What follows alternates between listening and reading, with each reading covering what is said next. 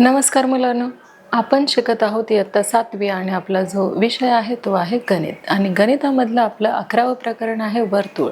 वर्तुळ हे प्रकरण आज आपण समजून घेणार आहोत. तर पहा मुलांनो, वर्तुळ हे ह्या प्रकरणामध्ये आपल्याला काय शिकायचं आहे तर त्याच्यावर आपल्याला स्पष्टीकरण करायचं आहे, सराव घ्यायचा आहे. खेळाच्या माध्यमातून देखील आपण हे प्रकरण समजून घेणार आहोत, त्यावर परीक्षा देखील घेणार आहोत आणि काही प्रश्न उत्तरांचं स्पष्टीकरण सुद्धा आपण करणार आहोत. चला तर मग मुलांनो, प्रकरण 11 वर्तुळ हे आपण अभ्यासूयात. पहा मुलांनो, आपलं जे प्रकरण आहे प्रकरण 11 वर्तुळ, त्यामध्ये आपण काय काय बघणार आहोत तर वर्तुळाची जी त्रिज्या आहे, वर्तुळाची व्यास, त्रिज्या, जीवा हे काय आहे हे आपण मागील इयत्तेमध्ये बघितलं होतं. काय तर वर्तुळाची व्यास, वर्तुळाची त्रिज्या आणि वर्तुळाची जीवा हे मागील पाठामध्ये आपण अभ्यासलं होतं. आणि आता आपण इथे काय करणार आहोत तर या पाठामध्ये आपण वर्तुळ व त्याचे परिघ, तसेच या पाठामध्ये आपण बघणार आहोत वर्तुळ कंस, केंद्रीय कंस व कंस इत्यादी आपण काय करणार आहोत तर या पाठामध्ये शिकणार आहोत. तर पहा मुलांनो, वर्तुळ हे जे प्रकरण आहे त्याचा आधी आपण वर्तुळाचा परिघ म्हणजे काय हे आधी आपण अभ्यासूयात. तर पहा, या आकृतीमध्ये काय आहे तर वर्तुळाची जीवा AB आहे. बघा, ही आपल्याला इथे काय दिसत आहे तर एक आकृती दिसत आहे आणि AB ही काय आहे तर ही जीवा आहे. कशाची तर हे जे वर्तुळ आपण इथे काढलेलं आहे त्या वर्तुळाची जीवा काय आहे तर त्या वर्तुळाची जीवा आहे AB. कुठली आहे मुलांनो? AB ही काय आहे तर वर्तुळाची जीवा आहे. त्यानंतर बघा, सेकंड काय आहे, वर्तुळाचा व्यास आहे PR. आता वर्तुळाचा हा जो व्यास आहे याला काय म्हणतात मुलांनो तर वर्तुळाचा व्यास PR हा आहे वर्तुळाचा व्यास. त्यानंतर पहा, वर्तुळाचा व्यास PR आहे, हीच वर्तुळाचे काय आहे जीवा देखील आहे. यालाच आपण काय म्हणतो जीवा देखील म्हणतो. ह्या वर्तुळाची जी जीवा आहे ती PR सुद्धा आहे आणि जो वर्तुळाचा व्यास आहे तो देखील PR आहे. मग बघा, वर्तुळाच्या त्रिज्या, वर्तुळाच्या ज्या त्रिज्या आहेत त्या 3 आहेत. पहिल्या आहे OQ. इथे दिसत आहे बघा आपल्याला O आणि Q. ह्या OQ ही काय आहे तर वर्तुळाची त्रिज्या आहे. पहा मुलांनो, वर्तुळाची त्रिज्या कुठली आहे तर OQ ही वर्तुळाची त्रिज्या आहे. नंतर बघा PQ, P आणि Q ही देखील काय आहे तर वर्तुळाची त्रिज्या आहे. त्यानंतर बघा RQ, RQ ही देखील काय आहे वर्तुळाची त्रिज्या आहे. बघा, या प्रकरणामध्ये आपण जी आकृती काढलेली आहे त्या आकृतीमध्ये या वर्तुळामध्ये AB ही काय आहे या वर्तुळाची जीवा आहे. तसेच PR देखील काय आहे तर PR देखील या वर्तुळाची काय आहे जीवा देखील आहे आणि या वर्तुळाचा काय आहे मुलांना तर व्यास देखील आहे. मग बघा, QR, QP हा काय आहे तर त्रिज्या आहे, PQ त्रिज्या आहे, QR ही देखील काय आहे तर त्रिज्या आहे. आता आपण काय बघणार आहोत तर परिघ व व्यास संबंध म्हणजे काय हे आपण या प्रकरणामध्ये अभ्यासणार आहोत. बघा, कोणत्याही वर्तुळाच्या परिघाचे त्याच्या व्यासाशी असणारे गुणोत्तर तिपटीपेक्षा किंचित जास्त असून जवळपास कसे असते तर स्थिर असते. ही स्थिर संख्या यालाच काय म्हटलं जातं बघा, यालाच म्हटलं जातं पाया. बघा, पायाचं जे साइन आहे ते कसं आहे तर असं आहे, याला म्हणतात पाया. या ग्रीक वर्णाक्षराने दर्शवले जाते. आता हे कुठलं वर्णाक्षर आहे तर हे एक ग्रीक वर्णाक्षर आहे, याला काय म्हटलं जातं तर पाया असं म्हटलं जातं. मग बघा, ही संख्या परिमेय संख्या नाही हे थोर गणित तज्ज्ञांनी परिश्रमाने सिद्ध केलेलं आहे. मग व्यवहारामध्ये पायाची किंमत किती आहे तर पायाची जी किंमत आहे ती आहे 22/7. मग किंवा 3.14 अशी घेतली जाते.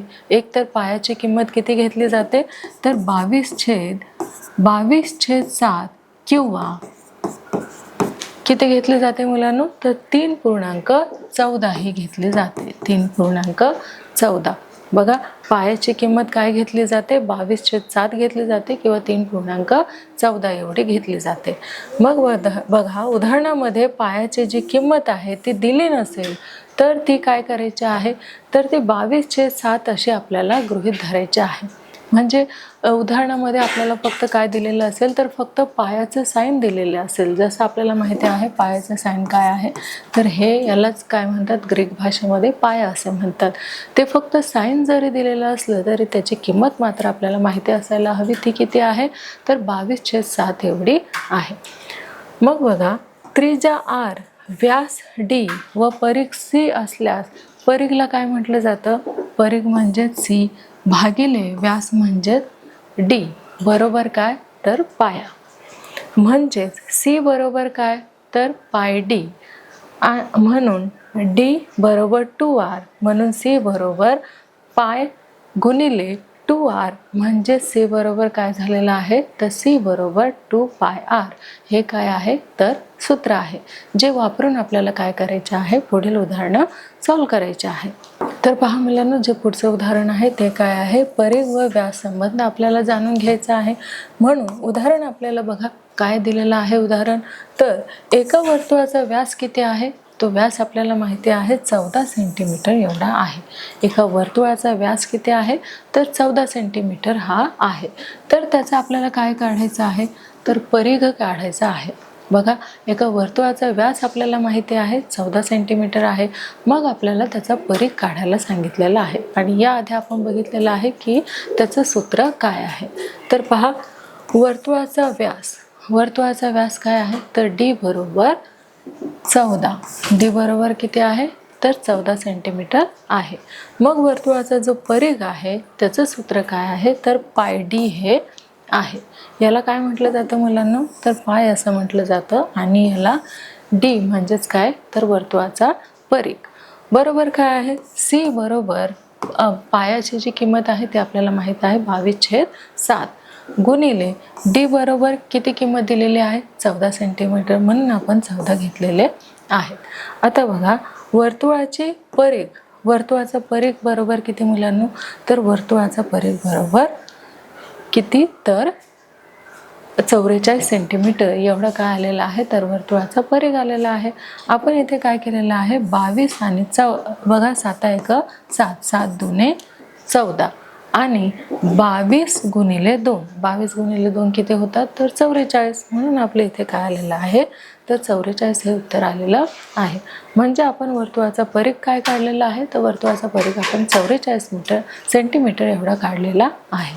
पहा मुलांना, जे दुसरं आपलं एक्झाम्पल आहे ते काय आहे, तर बघा दुसरं उदाहरण आपल्याला इथे सांगितलेलं आहे, एका वर्तुळाची त्रिज्या. आता इथे आपल्याला काय माहित आहे, तर त्रिज्या माहिती आहे. एका वर्तुळाची जी त्रिज्या आहे ती 35 सेंटीमीटर आहे.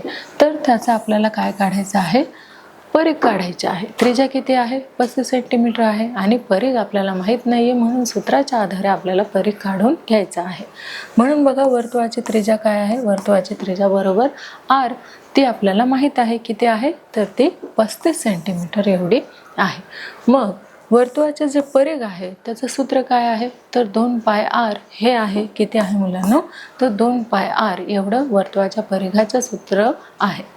मग बघा, C बरोबर 2, पायचं आपल्याला माहिती आहे की पायची किंमत किती आहे, तर 22/7 गुणिले 35.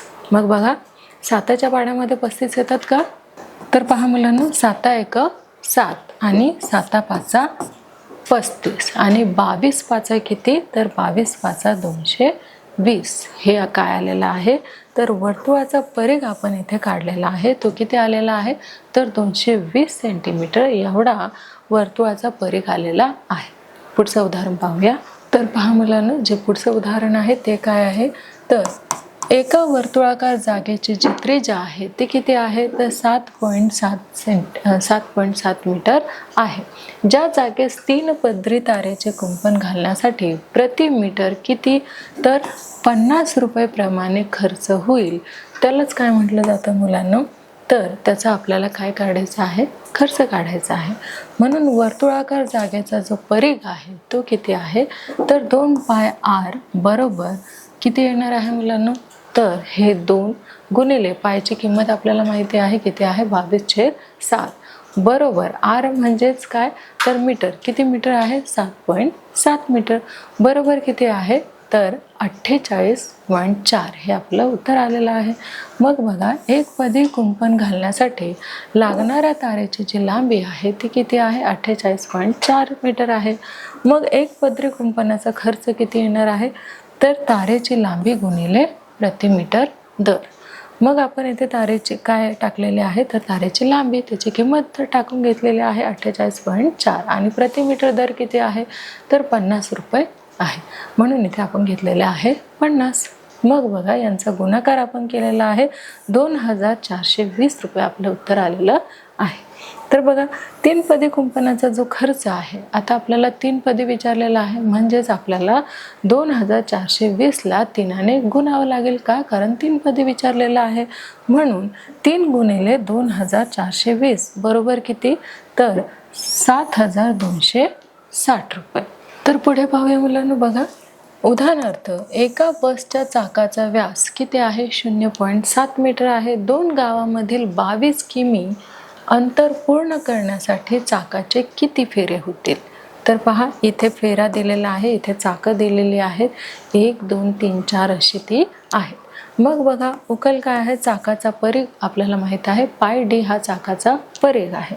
म्हणून बरोबर पायची किंमत आपण घेतलेली आहे 22/7 बरोबर डी काय आहे? तर 0.7 आहे. म्हणून आपण काय केलेलं आहे? तर आपण 22 गुणिले 0.7 ह्याला गुणलेलं आहे आणि आपलं उत्तर काय आलेलं आहे? तर 2.2.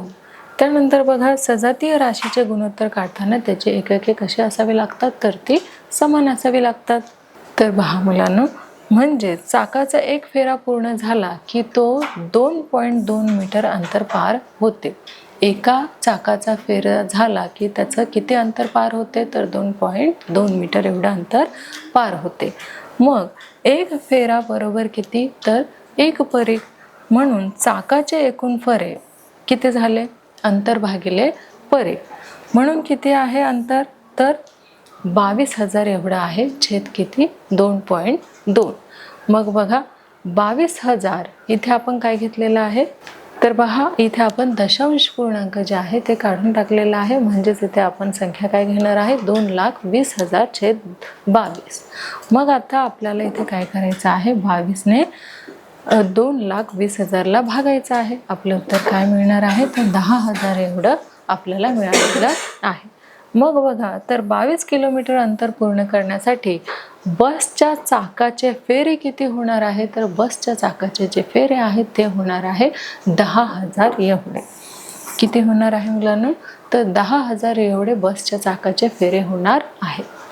तर पुढे पहा मुलांनो. बघा, परिघ व व्यास संबंध हे आपल्याला उदाहरणासह पाहायचं आहे.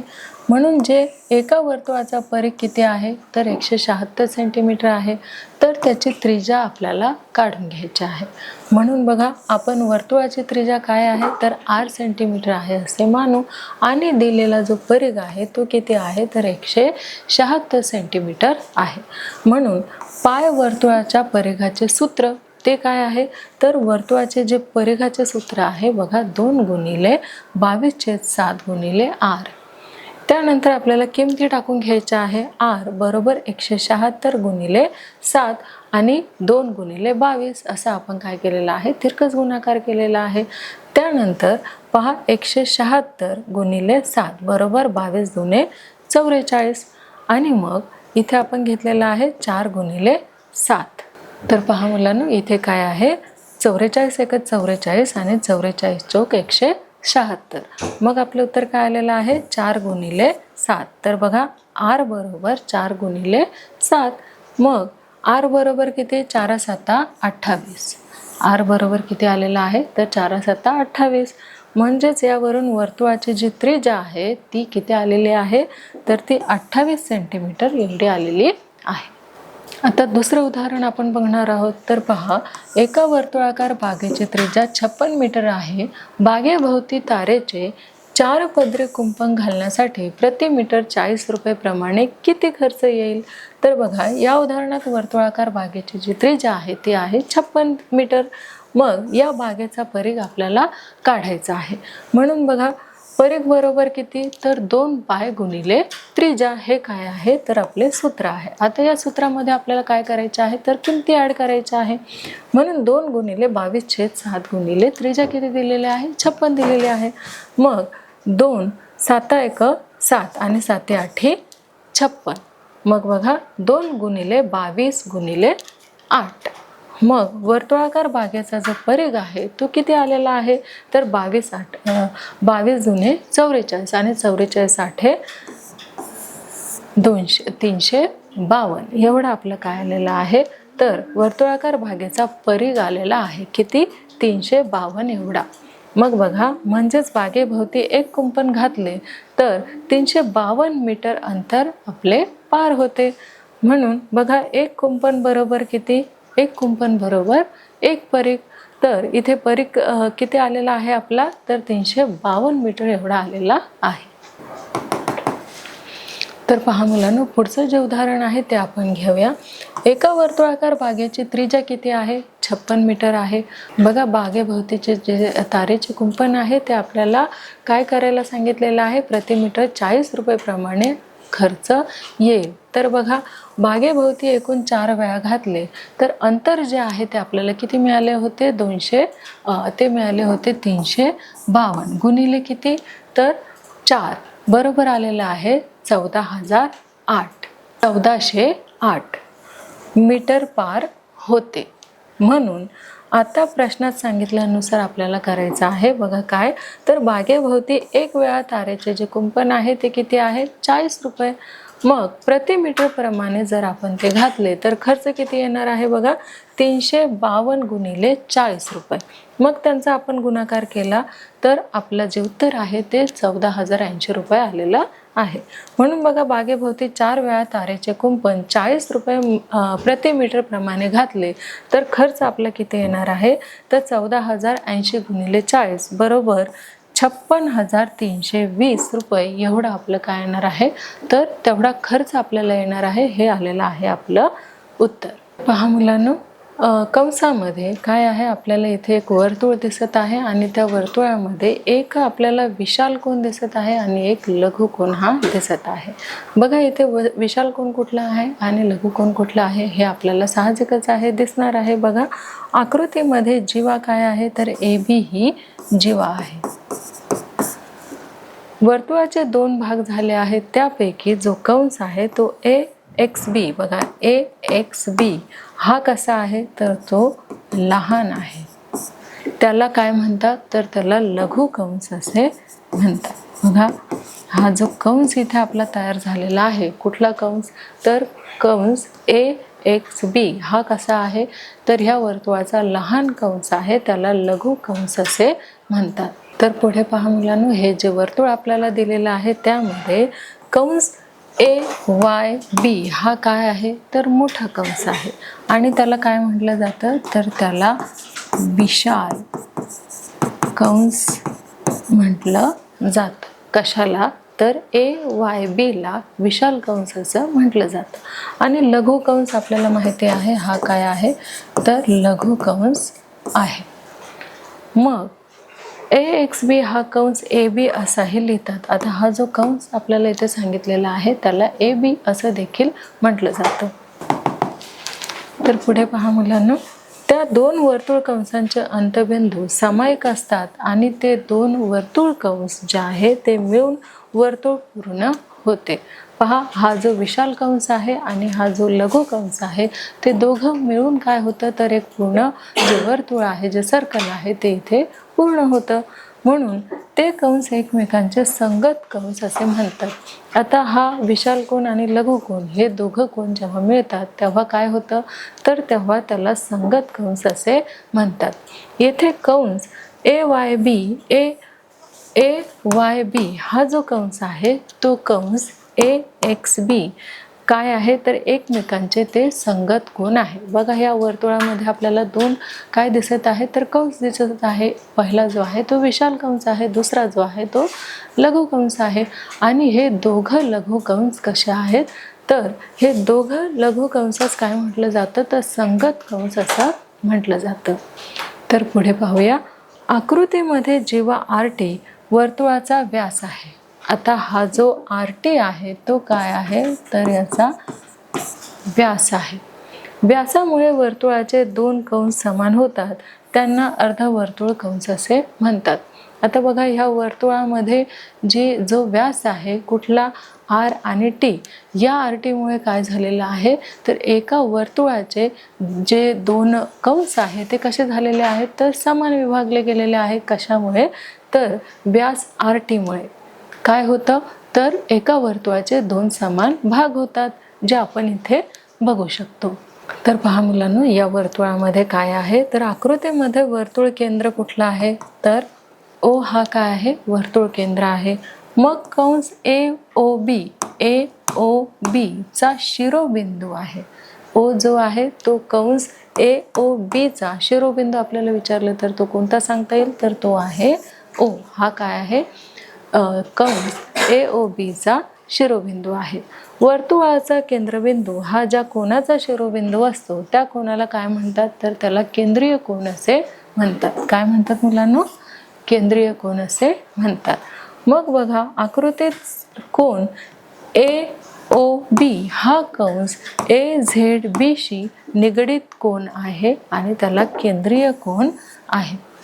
वर्तुळ कंसाने घेतलेल्या केंद्रीय कोनाचे माप हे त्या कंसाचे माप मानले जाते. बघा, AZB चे जे माप आहे ते कशाच्या समान असेल, तर ते कंस AOB चे जे माप असेल तेच कंस AZB या कंसाचे काय असेल, माप असेल, म्हणजे सारखे माप असणार. पुढे पाहूया मुलांना. बघा, लघु कंसाचे माप काय सांगितलेलं आहे, लघु कंसाचे माप. काय आहे लघु कंसाचे माप, तर इथे आपल्याला एक सर्कल दिसत आहे आणि आकृतीमध्ये कोन AOQ या केंद्रीय कोनाचे माप आपल्याला दिलेलं आहे, ते आहे 70. किती आहे, AOQ याचं जे माप आहे त्याचं 70 अंश एवढं काय आहे, तर माप आहे.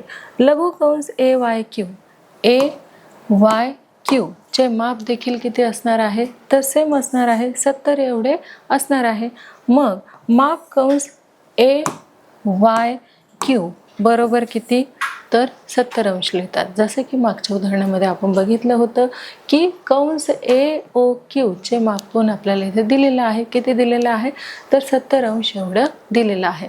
मग सेम कंस AYQ याचं माप देखील किती आहे, तर त्याचंही माप 70 अंश एवढं आहे. पहा मुलांनो, विशाल कोनाचे जे माप आहे ते किती आहे, आपल्याला माहित आहे विशालचे जे माप आहे ते 360 अंश बरोबर काय आहे, तर संगत लघु कंसाचे माप. मग आकृतीतील विशाल कंस काय आहे, AXQ हा काय आहे, विशाल कोन आहे. आणि लघु कंस कुठला आहे, तर AYQ किंवा AOQ हे काय आहेत, तर विशाल कोनाचे संगत कोन तर आहेत, पण त्याला काय म्हटलं जातं, तर त्याला लघु कोन म्हटलं जातं. म्हणून 360 अंश वजा 70 अंश. आता इथे आपण किमती टाकून घेतलेल्या आहे. 360 मधून 70 वजा केले किती आलेले आहेत, तर 290. मग आपल्याला माहिती आहे कंस AOQ चे जे माप आहे ते किती आहे, तर 70 अंश आहे. मग कोन AXQ चे माप किती आहे, तर ते आहे 290 अंश. तर पुढे पाहूया मुलांनो. बघा, इथे आपल्याला काय दिलेलं आहे, तर एक सर्कल दिलेला आहे आणि त्यामध्ये काय सांगितलेलं आहे की वर्तुळाने केलेला केंद्रीय जो कोन आहे तो किती आहे, तर 360 अंश आहे. म्हणून पूर्ण वर्तुळाचे जे माप आहे ते किती असते, आपल्याला माहितच आहे. पूर्ण वर्तुळाचे जे माप असते ते 360 अंश एवढं असतं.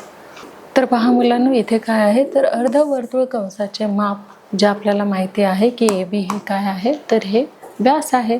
आणि इथे काय सांगितलेलं आहे, आकृतीवरून अर्धवर्तुळ जो कंस आहे तो काय आहे, AXB. बघा, AXB व अर्धवर्तुळ कंस तो कुठला आहे, AYB हा आहे अर्धवर्तुळ कंस.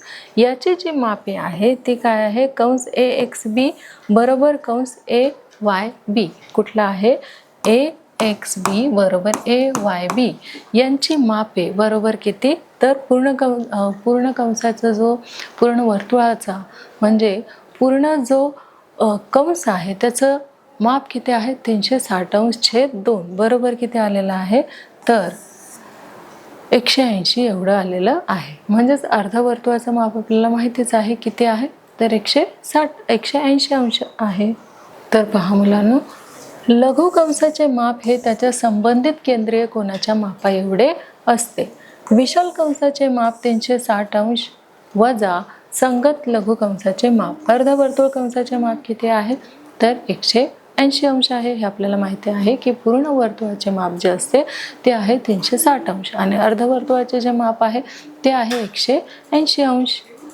तर पहा मुलांना, उदाहरण काय आहे, ओ केंद्र असलेल्या वर्तुळात काही कंस दाखवलेले आहेत. त्यापैकी वर्तुळामधील लघु कंस, विशाल कंस व अर्धवर्तुळ कंस यांची आपल्याला नावे लिहायची आहे. बघा, अर्धवर्तुळ कंस आणि हा काय आहे PYQ, हा आहे विशाल कंस. त्यानंतर QXP हा काय आहे, तर तो आहे लघु कंस. आपल्याला काय सांगितलेलं आहे की लघु कंस, विशाल कंस आणि अर्धवर्तुळ कंस यांची आपल्याला नावे लिहायला सांगितलेली आहे. मग इथे या वर्तुळामध्ये आपण बघू शकतो की अर्धवर्तुळ कंस कुठला आहे, तर QYR हा आहे अर्धवर्तुळ कंस. नंतर विशाल कंस बघा कुठला आहे, QYP हा कंस जो आहे तो विशाल कंस आहे. आणि लघु कंस बघा कुठला आहे, तर QXP हा आहे लघु कंस. तर पहा मुलांनो, इथे लघु कंसाची नावे आपल्याला लिहायची आहेत. ती काय आहे, कंस PXQ. काय आहे, कंस PXQ हा आपल्याला इथे मिळालेला आहे. सर्कलमध्ये, वर्तुळामध्ये कुठला, कंस PXQ हा लघु कंस आहे. त्यानंतर कंस PR कुठला मुलांनो, तर PR हा देखील काय आहे, तर हा देखील लघु कंस आहे. त्यानंतर बघा RY हा देखील काय आहे, तर लघु कंस आहे. मग बघा XP, बघा हा जो आहे XP हा देखील लघु कंस आहे. त्यानंतर कंस XQ, बघा XQ हा देखील कसा आहे, तर लघु कंस आहे. आणि शेवटचा आहे कंस QY. काय आहे, Q आणि Y. त्यानंतर पुढे पहा, हे लघु कंसाची नावे जे आहेत ते आपल्याला मिळालेली आहेत. आता आपण विशाल कंसाची नावे शोधणार आहोत. तर पहा, कंस PYQ, कंस PYQ हा काय झाला, तर तो विशाल कंस झाला. नंतर कंस PQR, पहा PQR हा देखील काय झाला, तर विशाल कंस. त्यानंतर बघा दुसरा जो आहे RQY कुठला, तर RQY हा देखील काय झालेला आहे, तर RQY हा देखील एक विशाल कंस झालेला आहे. त्यानंतर XQP, पहा XQP हा देखील काय झालेला आहे, तर विशाल कंस झालेला आहे. त्यानंतर QRX हा देखील विशाल कंस आहे. आता आपल्याला अर्धवर्तुळाची नावे शोधायची आहेत. साहजिकच आहे, एक पूर्ण वर्तुळ असेल तर त्याला दोनच काय असतील, अर्धवर्तुळ असतील. म्हणून कंस QPR कुठला, QPR हा काय आहे, अर्धवर्तुळ कंस आहे. आणि दुसरा आहे कंस QY आणि R हा दुसरा अर्धवर्तुळ कंस आहे. तर दुसरं पहा काय आहे मुलांनो, या उदाहरणात वर्तुळाचे लघु कंस जे आहे तो आहे PXQ. कुठला आहे मुलांनो, तर PXQ. तो किती आहे, तर तो 110 अंश माप त्याचं दिलेलं आहे. मग बघा, विशाल कंस माप काढण्यासाठी आपण सूत्र पाहणार आहोत. तर विशाल कंस माप किती आहे, पूर्ण कोनाचे माप 360 अंश आहे, वजा संगत लघु कंसाचे माप काय आहे ते, तर 360 अंश वजा किती, तर 110 अंश, बरोबर किती उरलेले आहेत, तर 250 अंश. म्हणजेच विशाल कंस जो आहे PYQ चे जे माप आहे कुठले मुलांनो, तर PYQ चे माप किती आहे, तर 250 अंश एवढे आहे. तर पहा मुलांनो, आपला जो शेवटचा पॉईंट आहे तो काय आहे, तर तो आहे सारांश. आणि सारांशमध्ये आपण काय काय शिकलेलो आहोत मुलांनो, तर आपण या पाठामध्ये वर्तुळ, त्याचे परिघ, त्याचा व्यास, व्यासाचा जो संबंध आहे तो सुद्धा बघितलेला आहे. तसेच वर्तुळ कंसाचे माप काढायचे सुद्धा आपण शिकलेलो आहोत. तर पहा, या वर्तुळामध्ये आपण वर्तुळ, वर्तुळाचा परिघ, त्याचा व्यास यांचे संबंध आपण शिकलेलो आहोत आणि वर्तुळ कंसाचे माप देखील आपण काढायला शिकलेलो आहोत. तर अशा प्रकारे आपण जे आपलं वर्तुळ आहे हे प्रकरण पूर्णपणे अभ्यासलेलं आहे. तर पहा मुलांनो, वर्तुळ हे जे प्रकरण आहे ते आपलं अभ्यासून झालेलं आहे. त्यामध्ये विविध जे काही वर्तुळाचे कंस आहे, जसे विशाल कंस आहे, लघु कंस आहे, पूर्ण वर्तुळाचे जे माप आहे, अर्धवर्तुळाचे जे माप आहे ते आपण ह्या प्रकरणामध्ये अभ्यासलेलं आहे. वर्तुळाचा परिघ, वर्तुळाचा व्यास हे देखील आपण काय केलेलं आहे, त्यांचा संबंध जो आहे तो आपण प्रकरण 11 वर्तुळ या पाठामध्ये आपण ते अभ्यासलेलं आहे. आता पहा मुलांनो, आपण सराव, खेळ, परीक्षा आणि प्रश्न उत्तरे याद्वारे देखील आपले जे प्रकरण आहे 11वं वर्तुळ हे प्रकरण अधिक चांगल्या पद्धतीने आपण समजून घेणार आहोत.